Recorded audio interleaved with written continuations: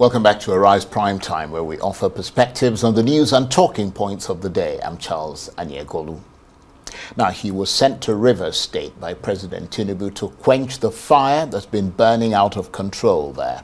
But according to critics, the sole administrator, Vice Admiral Ibok Ete Ibes, has instead been pouring fuel on that fire, escalating tensions and threatening to ignite a towering monster of a political inferno in the region. They wonder why the president did not choose someone capable of protecting political unity in Rivers State at a difficult turning point in its history. But there are those who now believe that Rivers State may be on track towards mending its fractured political wings. They say there's dialogue going on behind the scenes, that President Tinubu is personally involved, and things appear to be heading towards some form of rapprochement. So is all that likely to bear fruit after the big political brawl and the subsequent imposition of a state of emergency and a sole administrator? Well, for more on this, I'm joined now in the studio by the Niger-Delta cultural, political and environmental commentator Ann-Kio Briggs, whose passionate advocacy has turned her into an iconic human rights activist. Thank you very much indeed for coming in. Thank you for having me. Good evening. I wonder if perhaps we can begin with your personal tribute to the late elder statesman Chief Edwin Clark, whose burial rites officially began today here in Abuja. He had quite the remarkable life, didn't he? A life of dedicated service, and his passing is remembered with deep remorse. I mean, someone said he was a patriot without equal. All those things about Daddy Chief E.K. Clark are what they are, and a lot more, especially for people who have been fortunate enough, I would say, to have related with him with his work, with the issues of Nigeria, with the issues of the Niger-Delta, justice and equity.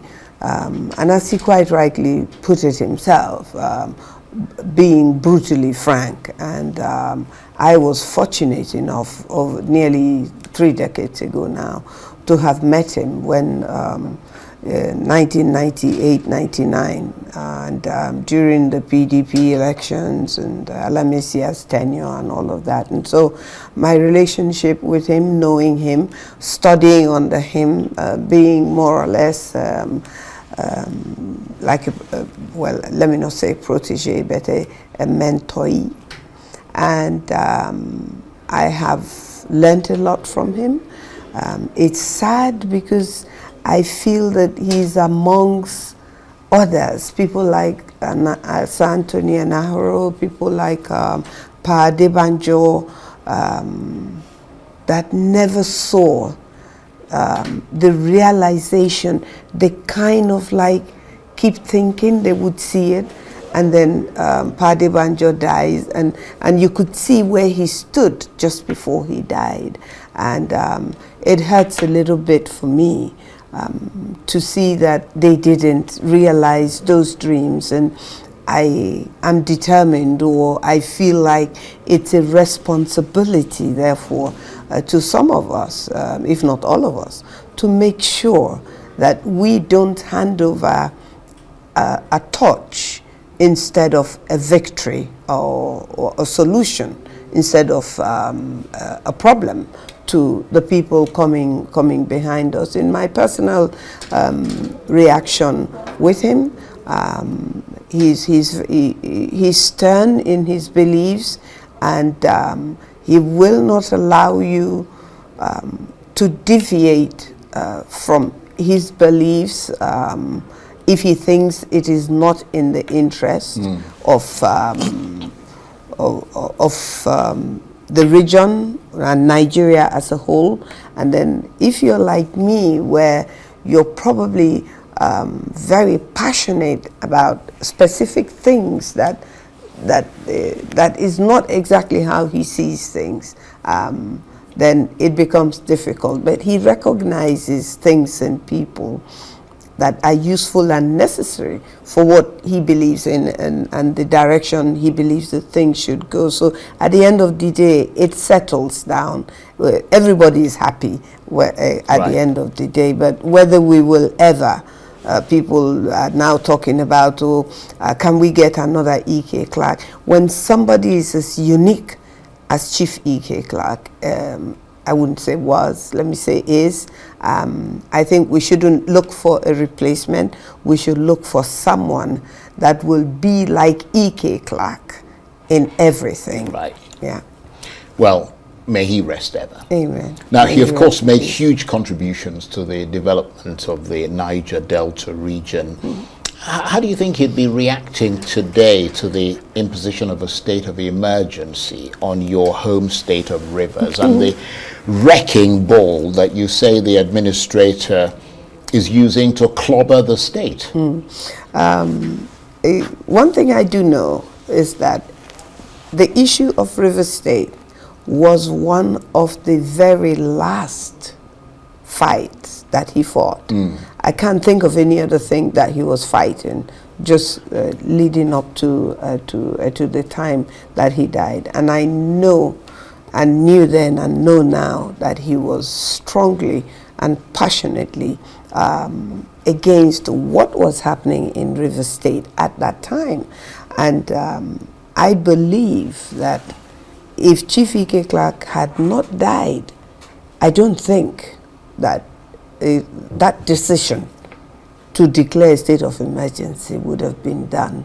And I believe that if he were still alive, that by now the issue would have been close to being resolving, if not resolved, because he wouldn't rest. He wouldn't stand for it, just would not have and what's the accepted it. current state of things right now in Rivers State? Is there cause for hope and optimism? Are things going from bad to worse, or is there a kind of stalemate there? When I get asked questions that are political, since I am not a politician, I don't think like politicians. And so what politicians are hearing amongst themselves and what they are telling the public are two different things.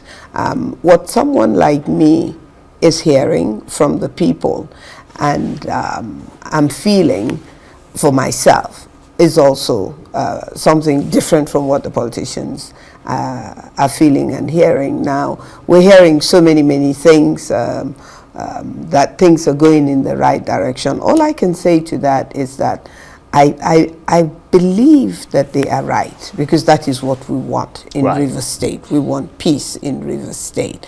Not political peace, not just peace that is on the surface of politicians.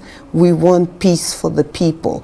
The politicians may have the kind of peace that they can live with, but the people may not be able to live with the sort of peace that they are or may be jubilating about. There is a lot of talk going around of what is or not happening, but the president has not told us that there is any movement to quell anything.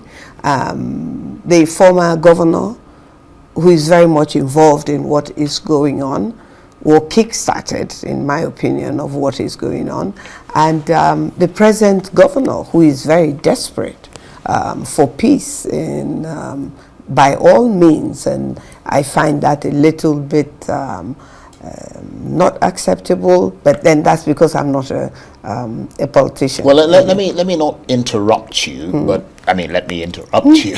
I mean, and beg your pardon. Yeah. But I mean, moving along that sort of trajectory, I wonder what you make of reports that he's been groveling, some sort of groveling behind closed doors. I mean, that was alleged by Nyesom Wike's people, that he's been begging President Tinubu, and that in fact he prostrated before Nyesom Wike in complete and absolute supplication, and you know, a plea for sort of pardon and reconciliation.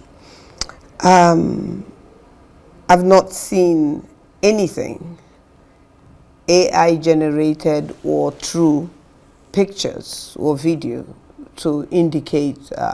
Well, but you've been talking to him. Been talking to who? I mean, Nyesom Wike or no, the governor of Fuba. I mean, you don't sort of no. I mean, have a like jolly chin wag. Oh no, them, we don't have right. a jolly chin wag. No, we don't. I think my thoughts and I say my thoughts. Right. And the governor is my governor, and I have that respect for him. And of course, I support him. It's not something I'm hiding. But going back to groveling or not groveling, politicians, we can see pictures of politicians kneeling down to people they think at the moment that they should kneel down to. And then sometimes we don't see pictures of claims that somebody has knelt down. So whether it is true or it is not true, it is not really the interest of Rivers people. Right. What is in the interest of Rivers people is simply this: can this come to an end? How did we get here? And again, I say to Mr. President, you believed that something happened or was about to happen, and then you had to declare a state of emergency. Now, whether it was actually a sole administrator or administrator is now being debated, because someone told me the other day, go back and watch the tape. There was no time. The president said sole administrator. I've not had time to do it. I will do it, and I will raise an issue about it. But whether or not, it's not the point. The point is, what is the truth?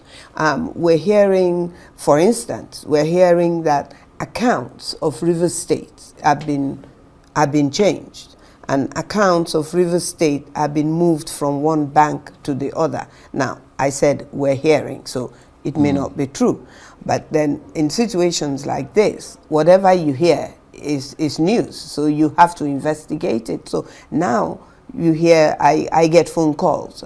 It was through phone call that I got that. I get phone calls asking me, I hear that the River State bank account has been moved. I hear that the governor left a lot of money. We must have accountability.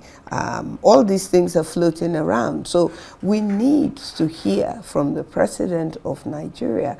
He declared this state of emergency. He said 6 months. Now, 6 months can end up being 2 months. It can end up being 1 month, but we've passed 1 month. And so we in River State know and believe that this is not in our interest. There is no way what is going on in River State. You see the reaction of people in River State. Nevertheless, that's the situation. Yes, now. nevertheless, that's the situation. And I wonder if you're encouraged by the news coming out of the National Assembly that the Senate is going to be oversighting what's happening in River State. Again, you see, it's worrisome. It's worrisome for us because though there is a place, and I'm not a lawyer, therefore I'm not a constitutional lawyer because I'm not a lawyer, but now we begin to ask ourselves when we hear things like that, wait a minute, we are in a situation where we're resisting the state of emergency. We're saying we don't want a state of emergency. It's not in our interest. We didn't need a state of emergency. And now we're hearing that a group of people that, I don't know about other Nigerians, but a group of people who are supposed to represent all Nigerians from all states, whom are not really trusted by the people that have put them there, are now going to be overseeing other people's affairs, i.e. River State affairs. Why is that necessary? Why can't we have our governor back? We're supposed to have a state assembly. Now, they will tell you that that is because the members of the state assembly are also under suspension. Now, you ask yourself, by the way, why do we have to have them oversee our state assembly? Right. When you've got democratic sort of structures. Exactly. So right. Why do we have to see them? And in the first place, even though Ibas did not make himself who he is today in Rivers State, the question is, all the things he's doing, has done, who told him to do it? Yeah. Why even is he doing those things? Why is he? You take IREC, for instance. IREC is a democratically constituted body to conduct state elections, i.e. local government elections. Yeah. Why did he remove them? Well, look, I've got to move on very quickly because we've literally got 2 minutes. And you talked a lot about the people. And clearly your sympathies lie with the people. We saw recently a mass walkout by women who support Governor Fubara. The women walked out when the wife of the sole administrator was invited to speak at an event chanting, "Give us Fubara." What did you make of all that? Very quickly, we must not forget that they were invited, or if we didn't know, I know, women across Rivers State were invited to the pet project of the First Lady. The First Lady has been interacting with of Nigeria, has been interacting with the First Lady of Rivers State on this pet project. So this is not the first time that this pet project has been in Rivers State. From what I gathered from the Rivers Women Unite for Sin, which is an organization, I belong to that organization as well from my local government, of all the 23 local government areas in Rivers State. They were also asked to attend that gathering. That was also our day of prayers. They had to give up that day of prayer. So that shows you that what respect or importance they placed on interacting with the First Lady. First, it was thought that the First Lady of Nigeria was going to be there. She wasn't there. And then second, they were told, they told me that they were told that a lady called Mrs. Abbas.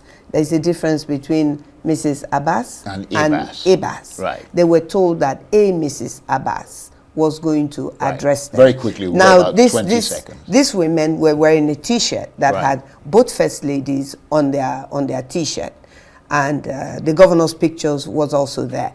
Now, how then did we go from them wearing those T-shirts and walking out? They were not expecting the wife of Ibas to address them. Right. And they believed she had no business addressing them. I also believe that she had no business. She's not the First Lady of Rivers State, and she was not brought in to Rivers State along with her husband to function in any capacity apart from being in the house with him. Indeed. Ann-Kio Briggs, I want to thank you very much indeed. Great to see you again. She is, of course, the Niger-Delta cultural, political, and environmental commentator whose advocacy has turned her into an iconic human rights activist. Thank you very much indeed. Good to see you. Thank you very much for having me. That's it for this edition of Arise Primetime. Join us again tomorrow from me and the entire team here in Abuja. Bye-bye, and thank you for watching.